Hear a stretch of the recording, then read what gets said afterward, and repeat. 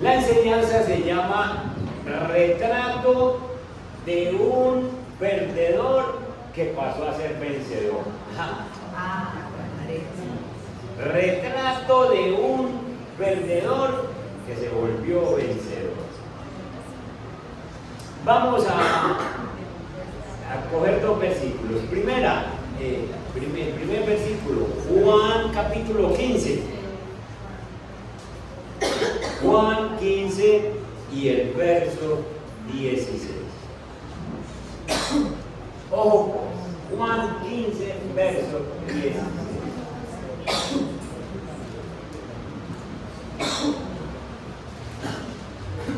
Ahí está. Está hablando el Señor Jesús. Está hablando el Señor Jesús. Y el Señor Jesús te manda a decir, y me manda a decir a mí, estos versos. No me elegisteis vosotros a mí, sino que yo os elegí a vosotros, y os he puesto para que vayáis y llevéis fruto, y vuestro fruto permanezca, para que todo lo que pidiereis al Padre en mi nombre, Él os lo dé. Oh, pues, que usted no eligió a Dios. Usted no eligió ser cristiano. Es más, usted no fue el que eligió venir al culto en esta mañana. Es Dios el que lo eligió. Y si Dios lo eligió, Dios no lo eligió para que usted fuera un perdedor. Dios lo eligió y os he puesto para que vayáis y llevéis fruto. Dar fruto es ser un vencedor, es de un ganador. Y para que vuestro fruto permanezca, y para que todo lo que pidieres en mi nombre sea dado. Es decir, que Dios de una vez nos escogió para ser vencedores. Si nosotros damos fruto y si nosotros le pedimos al Padre, ya no vamos a ser ningún perdedor, porque no le estamos pidiendo a hombres, le estamos pidiendo al Todopoderoso. Listo, vengan ese versículo en mente e inmediatamente se van para Tito capítulo 2. Tito capítulo 2, el verso 14 y 15. Ojo pues, que ya tenemos un primer versículo que nos dice que no somos perdedores. En este capítulo 2:14 dice Tito, Pablo a Tito, que Dios se dio a sí mismo, Jesús se entregó a sí mismo, Él entregó su vida por nosotros, para redimirnos de toda iniquidad. Toda maldición, iniquidad son aquellas cosas que venían detrás de nosotros, heredadas, cosas que nosotros nacimos en pecado, situaciones que heredamos muchas veces, como el geniecito del amigo y de todos nosotros. Y entonces Dios vino para redimirnos de toda iniquidad y purificar, hacer puro para sí, para Dios, un pueblo propio, un pueblo de Dios. Nosotros somos el pueblo propio de Dios, y ese pueblo propio de Dios es celoso de buenas obras. Es decir, que nosotros apenas entendemos que somos purificados, que somos redimidos por Dios, pertenecemos a un pueblo propio de Dios. Dios está con nosotros, ayudándonos en todo, y nos pone y nos manda a hacer buenas obras. Buenas obras para Dios, buenas obras para la humanidad. Con esos dos versículos en mente, vamos a ver brevemente, porque no hay, yo tengo aquí para hablarle hasta las 12, pero es que ahora a las 10 hay otro curso. Entonces la idea es que cojamos la idea de que sí hay hombres y mujeres que han pasado de perdedores a vencedores.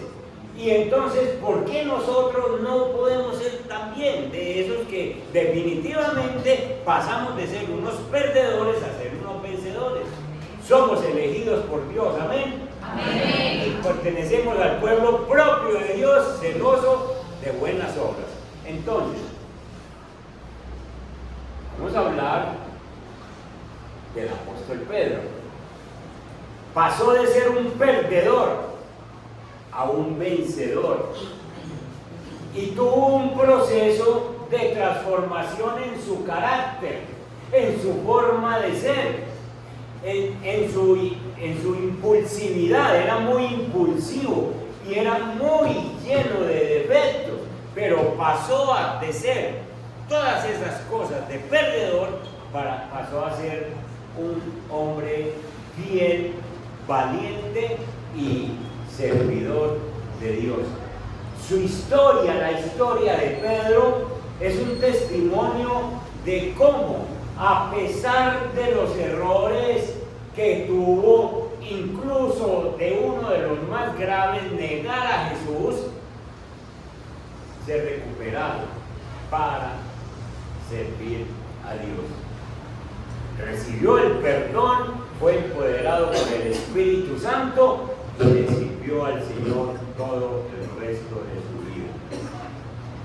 Vayamos, acompáñenme a mirar un poquito en Mateo capítulo 10, un poquito de la biografía de Pedro que nos va a servir mucho. Mateo capítulo 10 y leamos desde el verso 1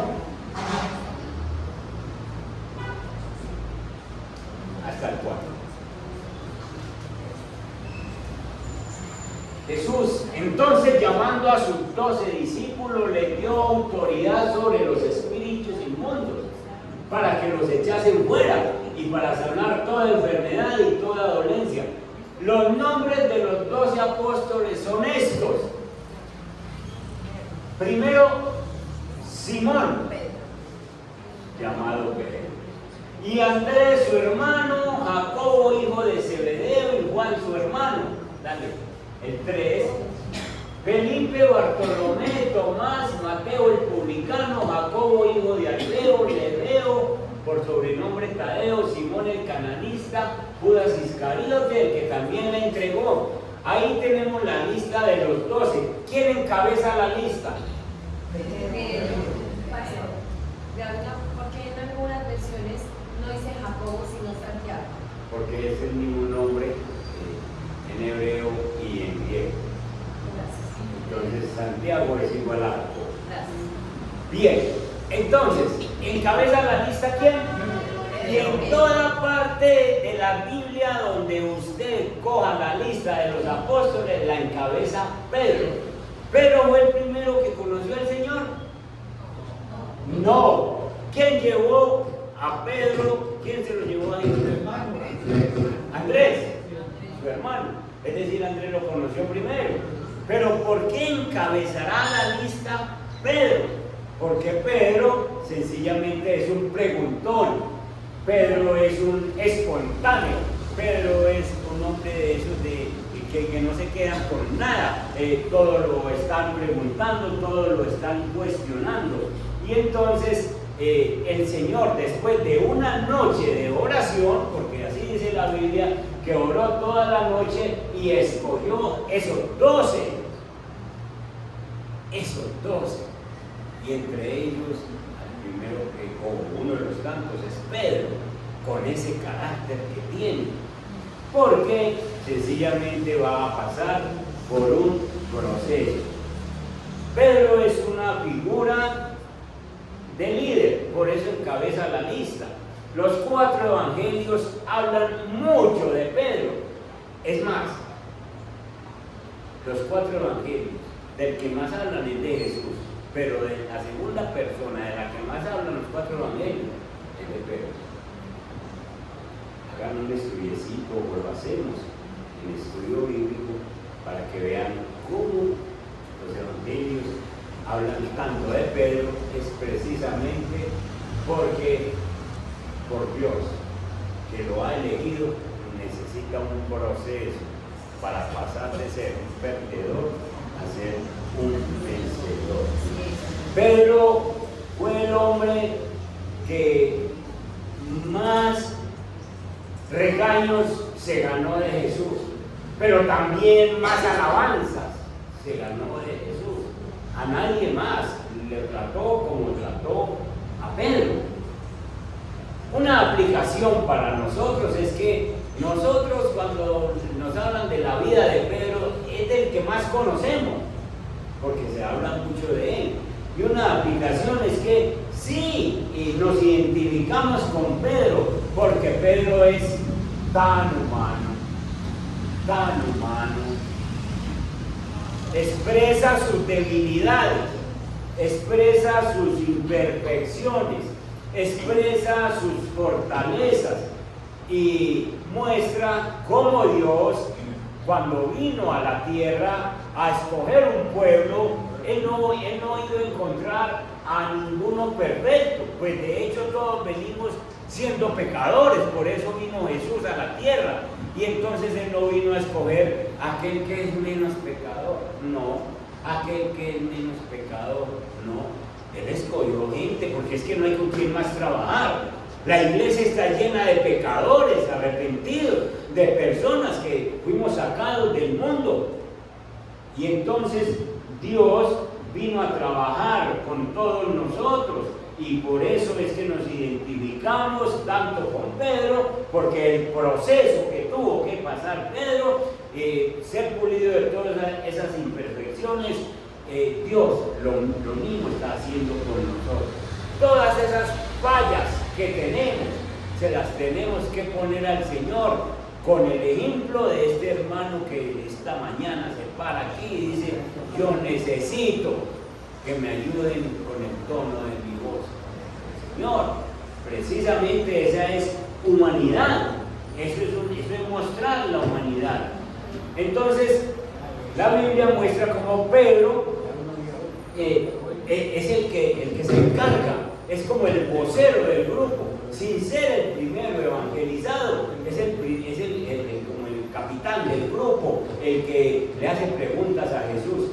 ¿Qué pregunta le hace? Pedro es el único entre el grupo que se acerca a Jesús. Un día Jesús hablando del perdón, y en el contexto judío se ha dicho que hay que perdonar 7 veces en el contexto judío. Y entonces Pedro se acerca muy capaz de perdonar 7 veces y le dice: Señor, ¿hasta cuántas veces debo yo perdonar? ¿Y saben qué le contesta Jesús? 70 veces 7, cuando él creía que eran 7 veces. ¿Y qué significa perdonar 70 veces 7? Siempre, que uno en su corazón debe perdonar siempre. El 7 es la plenitud. El 7 es la totalidad, la plenitud. Lo que el Señor está respondiendo es: perdone plenamente. En la mente, en el corazón, en el cuerpo, perdone plenamente. Porque los judíos y los paisas somos muy dados a decir y a manejar números y a decir 70 veces 7, bueno, con 490. Era ese diario. Es decir, que yo le voy contando a mi esposa 490 y ahí sí, ya le paro de perdonar.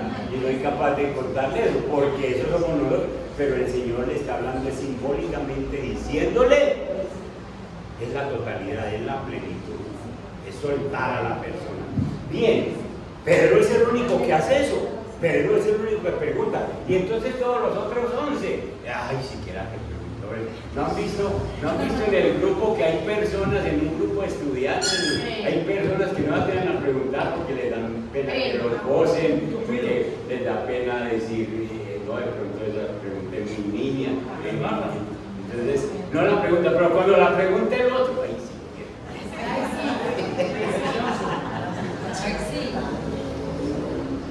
Pedro es el único que le pregunta a Jesús: Oiga, Señor Jesús, ¿y cuál recompensa tenemos nosotros por seguirlo a usted?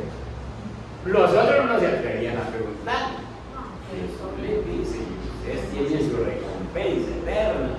Pedro es el único que le pregunta al Señor, Señor, tenemos que pagar los impuestos, nosotros los judíos, diciendo que tú estás con nosotros, tenemos que pagar impuestos. Pedro es muy atrevido. Y todo eso es el proceso que Dios va usando para limpiarlo y para purificarlo. Una vez una mujer con un flujo de 12 años se le acercó a Jesús y entonces la multitud apretujaba a Jesús. La multitud apretujaba a Jesús y de pronto esa mujer le tocó el borde del manto por allá abajito. Y entonces Jesús voltea y dice, ¿quién me tocó? ¿Y saben quién responde? Pedro. Como que quien lo tocó, ¿no? El tío que hace nadie. Es el único. Entonces eso nos muestra mucho de por qué este hombre sencillamente es una persona que sobresale por su intrepidez, por esas preguntas que hace como a tiempo y fuera de tiempo. Jesús le cambió el nombre a Pedro. Se llamaba Simón, que significa el que oye. En hebreo otras veces lo traducen como caña movida por el viento, porque tenía un carácter que hoy creía, mañana no, hoy estaba de buen genio, mañana no, cosas como esas. Y entonces le cambió el nombre de Simón por Pedro, que significa roca firme, roca o piedra firme. Y normalmente cuando ustedes leen los evangelios, cuando Jesús le va a llamar la atención a Pedro por una situación, por un error que cometió, no lo llama Pedro, sino lo llama Simón, recordándole como cuando tu mamá no te llama niñita, sino Adriana, Viviana. Entonces yo le digo, ¿qué pasó aquí? ¿Qué pasó? Que mira, cuando Jesús le decía Simón, Pedro mismo, ¿qué pasó? Porque le había puesto Pedro de carácter firme. Simón entonces no era diferente a ninguno de nosotros. Él mostró fortaleza a unos tiempos, mostró debilidad, y todas esas cosas están en nosotros, los seres humanos. Incluso después de que hemos recibido al Señor en nuestro corazón, todavía seguimos presentando debilidades, todavía seguimos presentando algunos días fortalezas, algunos días mucha fe para creer en el Señor, otros días no tengo tanta fe, unos días con unas ganas de orar, otros días no tengo ganas de hacer nada. Es exactamente lo mismo. Nosotros somos lo mismo. Dios le dio unos momentos de una revelación divina suprema. Cuando en Mateo capítulo 16, verso 13, cuando Jesús está viniendo con los discípulos, les pregunta, en la región de Cesarea, les preguntó a sus discípulos diciendo, ¿quién dicen los hombres que es el Hijo del Hombre? Todo el mundo callado. ¿Y saben quién responde? El hermano Pedro, que dice, Señor, tú eres el Hijo del Dios viviente, tú eres el Cristo, el que ha de venir. No te lo reveló carne ni sangre, una revelación de Dios directa. Y entonces tenía unos momentos tan preciosos, ¿sí? Tremendo como Simón recibía esas bendiciones. Otra vez en Juan capítulo 6, verso 66, Jesús tenía mucha gente que le seguía, muchos discípulos, y entonces muchos de sus discípulos, después de que Dios les hablaba duro, se volvieron atrás y ya no andaban con él. Dijo entonces Jesús a los 12: ¿quieren acaso ustedes irse también? Verso 68. ¿Quién respondió? Todo el mundo queda callado. Y Simón Pedro viene y dice: Señor, ¿a quién iremos? Tú tienes palabras de vida eterna. ¡Qué revelaciones! Reconociendo quién era Jesús, reconociendo quién era Dios, reconociendo la divinidad del Mesías, la identidad del Señor, que era el Santo Hijo de Dios, el que tenía palabras de vida eterna. Oiga, y a nosotros nos ha pasado unos días, ay, tan espirituales, ay, hoy es el día que hago ayuno, hoy es el día que me meto con el Señor todo el tiempo. Y hay otros días frío, ganas de nada, ni de culto, ni de leer Biblia, ni de oración. Bueno, así como tuvo esos momentos memorables, tuvo unos momentos tan difíciles, unos momentos de perdedor, donde se vio cómo perdía. En el capítulo 16, verso 21, después de dar unas revelaciones tan hermosas, encontramos 16, verso 21. Mateo.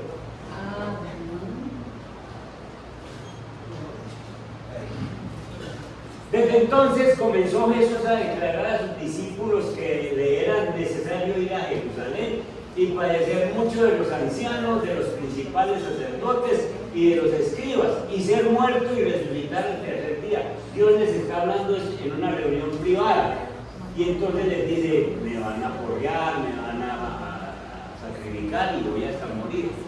Y entonces nadie dice nada sino ¿quién? Pedro. Entonces Pedro, tomándolo aparte, que era muy atrevido, ¿no? Venga para allí, Señor Jesús, hablemos usted y yo. Y entonces lo toma aparte y comenzó a reconvenirles, a llamarles la atención, diciendo: Señor, ten compasión de ti, en ninguna manera esto te acontezca. El verso siguiente, el 23, entonces el Señor le llama y le dice a Pedro: quítate delante de mí, Satanás, que tratico, ¿no? Quítate delante de mí, Satanás, me eres tropiezo, porque no ponen la mira en las cosas de Dios, sino en la de los hombres. Lo que le está diciendo el Señor es: óigame, Pedro, ¿desde cuándo usted está trabajando con Satanás? Satanás tampoco quiere que yo vaya a la cruz, porque acuérdese que Jesús fue tentado y el diablo le dijo: yo te daré todos estos reinos si postrado me adoras. Es decir, usted para ganarse este reino, usted no tiene que ir a la cruz. Y esto es precisamente lo que le está recordando Pedro: no vaya a la cruz, Señor, como a él le ocurre, no vaya a la cruz. Y por eso es que lo llama. Es decir, esa revelación, vos has recibido revelaciones del cielo, pero esta la recibiste del infierno. Si no, esta la recibiste del infierno. Entonces, comete grandes errores, porque le está diciendo al Señor que no tiene que ir a la cruz. Pero el error crucial de Pedro es sencillamente el más desastroso: la negación de Jesús. Después de recibir todas estas revelaciones, a punto de ir a la cruz, niega a Jesús. Mateo capítulo 26, del verso 30 al 35. Cuando hubieron cantado el himno, salieron al monte de los olivos. Entonces Jesús les dijo: todos vosotros os escandalizaréis. Escandalizarse es que ustedes se van a llenar de temores, de miedo. Ustedes no van a entender lo que está pasando. Se van a escandalizar de mí esta noche, porque escrito está: heriré al pastor y las ovejas del rebaño serán dispersadas. pero después de que haya resucitado, iré delante de vosotros a Galilea. Respondiendo, el amigo Pedro, aunque todos se escandalicen, yo nunca me escandalizaré.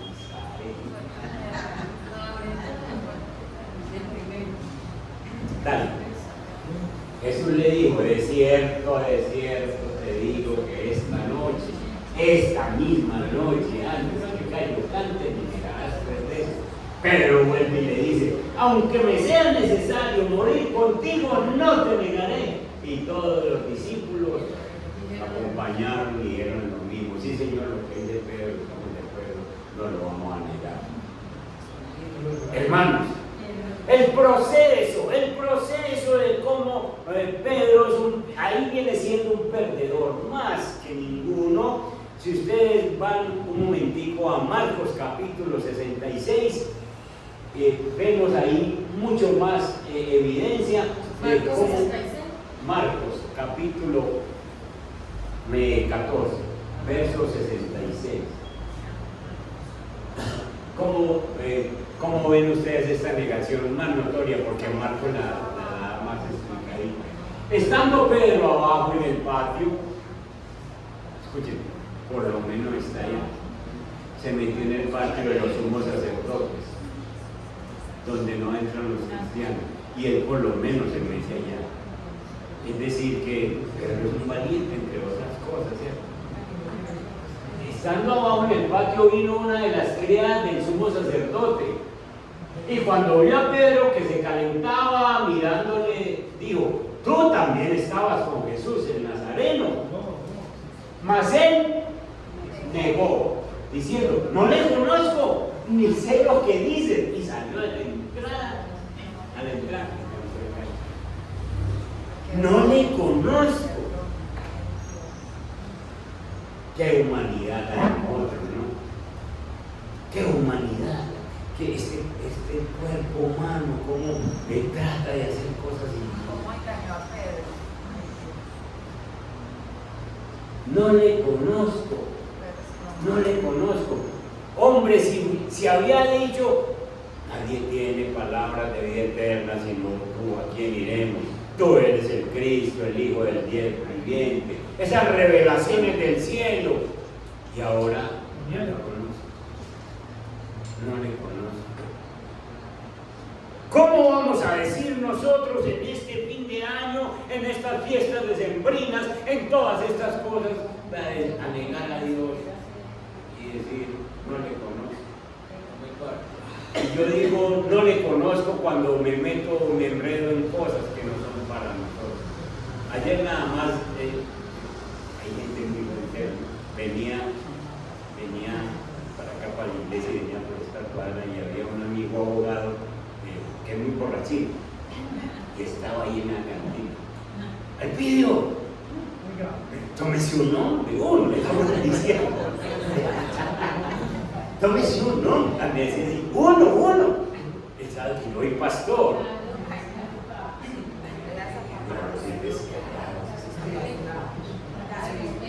Y yo llegué y le digo, ¿sabe qué? Ya sabe, hoy hay un culto, hoy hay uno. Vaya allá, en mi trabajo.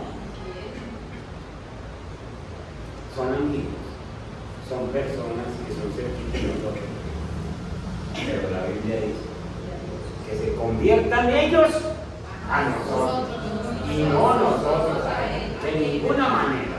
Amén. Este Pedro niega a Jesús y está cayendo bajo, rastrero. Y la criada, viéndole otra vez, comenzó a decir a los que estaban allí, este es de ellos. Pero él negó otra vez, segunda. Y poco después los que estaban allí dijeron otra vez a Pedro, verdaderamente tú eres de ellos porque eres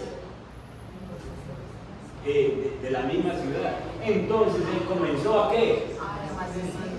A maldecir y a jurar, no conozco a este hombre de que hay.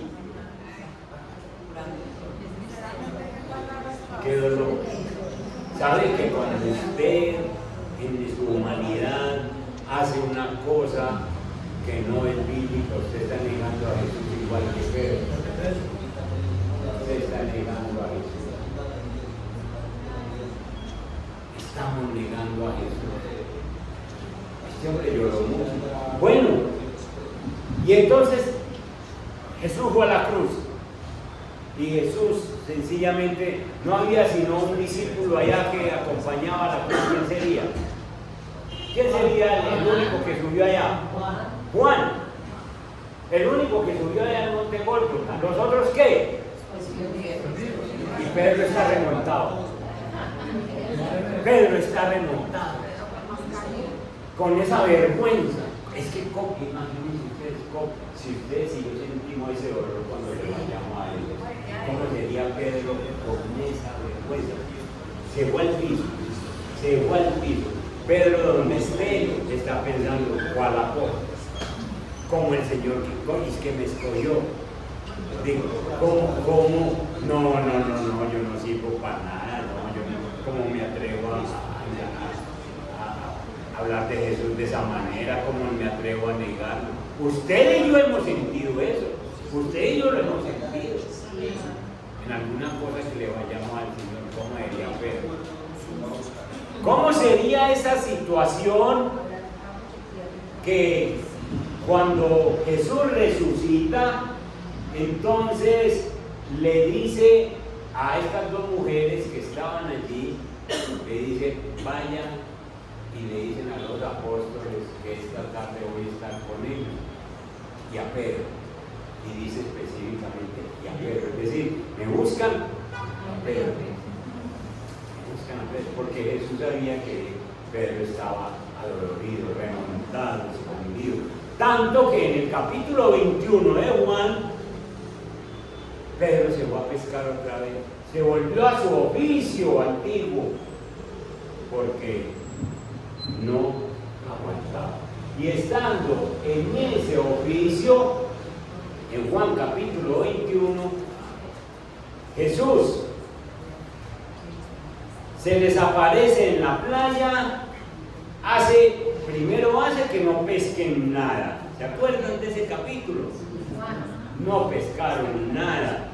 Y entonces después los mandó a que tiraran la red a cierto lugar, volvieran a entrar y trajeron los peces y cogieron los peces. Mientras tanto Jesús les está preparando un desayuno en la playa y les hace su desayuno de pez, que no se los pidió a ellos, y entonces los invita a comer. Jesús es como esos abuelos que antes de darle la pela a uno le dicen, toma, dele comida a ese muchacho, ¿se acuerdan? Dele la comida que tengo que hablar con él, porque si le pego antes, después no como. Y Jesús les hace comida, les hace el desayuno, y después de que desayuna con ellos, le dice, Pedrito, venga. Simón, mírenlo. En el versículo 15, 21:15, de Juan. 21:15, me esperan 5 minutitos más. Cuando hubieron comido, Jesús dijo a Simón Pedro. ¿Y cómo lo llamó? Simón, hijo de Jonás. Es decir, cuando le iba a hablar de cosas terrenales, lo llamaba por el nombre de Pío. Todavía sos Simón, por el papá terrenal. Todavía sos Simón, me negaste. Y empieza y le hace 3 preguntas. Simón, ¿me amas? Sienta mis ovejas. 3 veces la misma pregunta, que equivalen a 3 negaciones, para Jesús asegurarse de que te voy a poner en mi trabajo, sigues trabajando conmigo, te voy a perdonar, te voy a sanar, te voy a arropar, pero primero me tienes que amar a mí. Y esas mismas preguntas van para nosotros. Si usted no ama a Dios, usted no siente nada por el otro hermano. No le da lo mismo. Si está enfermo, le da lo mismo. Si no conoce a Cristo, le da lo mismo. Pero cuando, por eso Dios se asegura de que nosotros seamos un pueblo santo para hacer buenas obras, de que nosotros entendamos que somos elegidos por Él para llevar buen fruto. Y entonces es como si el Señor nos estuviera diciendo: me amas, me amas, me amas, entonces haz mi trabajo, que yo estoy contigo. Si yo no amo a Dios, yo no le sirvo en nada, yo no sirvo en nada. Tengo que amar a Dios para sentir dolor por las almas que se pierden, dolor por lo que hago en mi casa, y tengo que amar a Dios.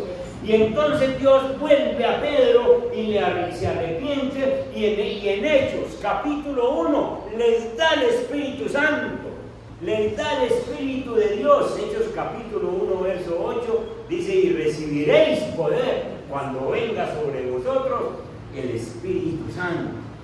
Y entonces viene el Espíritu Santo sobre estos apóstoles primero. ¿Y qué pasa con Pedro? Pedro sigue siendo el líder. Se presenta el Espíritu Santo en lenguas sobre toda la gente, y todo el mundo es: ay, ¿qué pasó? Ay, ¿qué es esa revolución? ¿Qué pasa ahí en el templo? ¿Qué es esa cosa? ¿Y quién es el que habla? Viene Pedro, como dirían en las películas, recargado. Viene con ese mismo liderazgo que tenía antes, pero ahora viene con ese. Nadie habla. Y Pedro se tira una predicación y se convierte en 3.000, y empieza la iglesia cristiana. Empieza con 3.000 que se convirtieron en lleno del Espíritu Santo, el liderazgo de Pedro. Ahora se siente que ha sido perdonado por Dios. Vos y yo tenemos que sentirnos que lo que hemos cometido, las debilidades que hemos tenido en cualquier área, esas debilidades, cuando sabemos que Dios nos ha escogido como pueblo propio, Él nos perdona todo eso, y ahora nos ponemos al servicio de Él.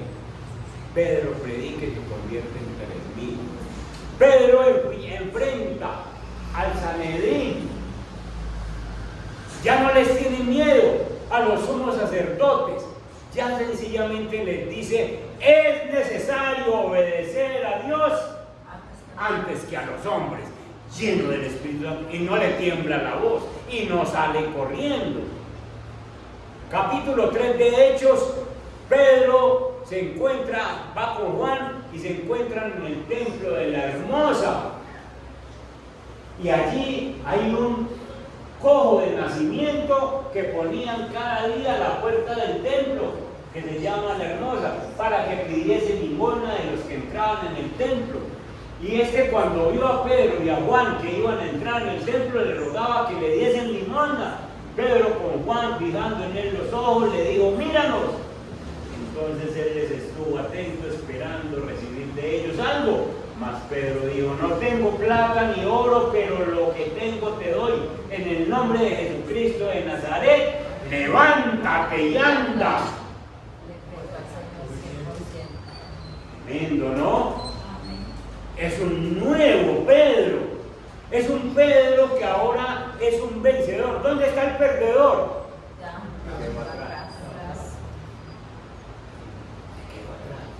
Y eso es lo que se espera de nosotros. Después, capítulo 5, dos personas, Ananías y Zafira, intentan engañar la iglesia. Y entonces se encuentran con Pedro. Cierto hombre llamado Ananías, con Zafira su mujer, vendió su heredad y sustrajo del precio, sabiéndolo también su mujer. Y trajeron la parte y la pusieron a los pies de los apóstoles. Para que entiendan esto, ellos habían prometido una bendición para la iglesia de lo que vendían, y después, cuando vieron que vendieron bien, sacaron la mitad y llevaron una parte. Y Pedro se queda mirándolos con ese carácter que ahora tiene, porque ya es un carácter cristiano firme, y les dice: oiga, ustedes habían prometido tanto, ¿qué pasó? No, por eso fue que vendí. Le están mintiendo a Dios, le están mintiendo al Espíritu Santo. Y Ananías cae. en el templo. Y lo sacaron muerto. Al rato llegó la mujer, hombre, por mí dos, una persona de 40 de acuerdo, una mujer, no, por mentira, aunque sea, ¿cierto? Al rato llega la mujer y Pedro, muy sabio, le dice, no le había dicho que había muerto Ananías, sino que le dice, ustedes vendieron por tanto. Sí, vendimos por tanto. Mire, usted está diciendo mentiras también como un marido. Ahí ya lo sacaron de acá y ahora la van a sacar a usted. Es un perdedor, Pedro. Ya tenía una conexión directa con el Espíritu Santo. Está actuando, Pedro resultó actuando exactamente como Jesús. Pedro, si ustedes miran Hechos de los Apóstoles, Pedro está actuando como Jesús. Ya no se desespera, ya no saca machete, ya no está actuando como Jesús. Pero para que terminemos, en el capítulo 10, de hecho, con Cornelio. Cornelio es un centurión que recibe un sueño y en el sueño le dice Dios, busque a Pedro. Pedro va, cuando no entra a casa de los gentiles, Pedro va a la casa de los gentiles y va donde Cornelio. ¿Para qué me llamó? No, tuve un sueño y empieza a hablar la palabra y el Espíritu Santo desciende sobre los gentiles. Y entonces Pedro es encargado de abrir la iglesia a los gentiles, porque el Espíritu Santo dice, lo vine para todos. ¿Cómo es usado Pedro como vencedor? Es bueno que le demos una repasadita. Un día que estemos por ahí con más tiempo, hablamos más de eso, pero pongamos una conclusión. La vida de Pedro nos ilustra cómo nosotros, en un principio, con esa humanidad entramos al cristianismo, con esa cantidad de problemas, con esa cantidad de circunstancias negativas, pero lo que tenemos que entender es que nosotros no elegimos a Dios, fue Dios el que nos eligió a nosotros. Amén. Él te conoce, Él conoce todo lo de nosotros. Y hemos cometido muchos errores, pero Dios está en un proceso por nosotros, porque Él quiere un pueblo para sí, celoso de buenas obras, y Él sigue trabajando con nosotros. Con Pedro le ayudó para que superara sus debilidades. La transformación de un hombre con una fe inestable, con una fe dudosa, lo convirtió en un pilar poderoso de la iglesia, en un pilar que es inamovible. Ahora está en el cielo este hombre, porque la Biblia dice que hay 24 tronos allá para los apóstoles, y ahí está él, sencillamente, y nos está dejando ejemplo de cómo Dios puede convertir un perdedor en un vencedor. Amén. Todas las cosas que nos han pasado, Dios nos está ayudando a que seamos vencedores. Amén. Entonces, quédese con esos dos primeros versículos para que pueda añadir lo que se le dijo de Pedro. Los dos primeros versículos son: no me elegisteis vosotros a mí, así como Pedro no eligió a Dios. Dios fue el que eligió a Pedro. Nosotros no elegimos a Dios, Dios nos eligió a nosotros. Nos ha puesto para que llevemos fruto, mucho fruto, y para que lo que llama al Padre nos lo dé. Y Dios nos hizo parte de un pueblo propio de Él, un pueblo que es celoso. Nosotros estamos anhelantes de hacer buenas obras para el Rey. Cierren sus ojitos ahí donde está. Padre nuestro,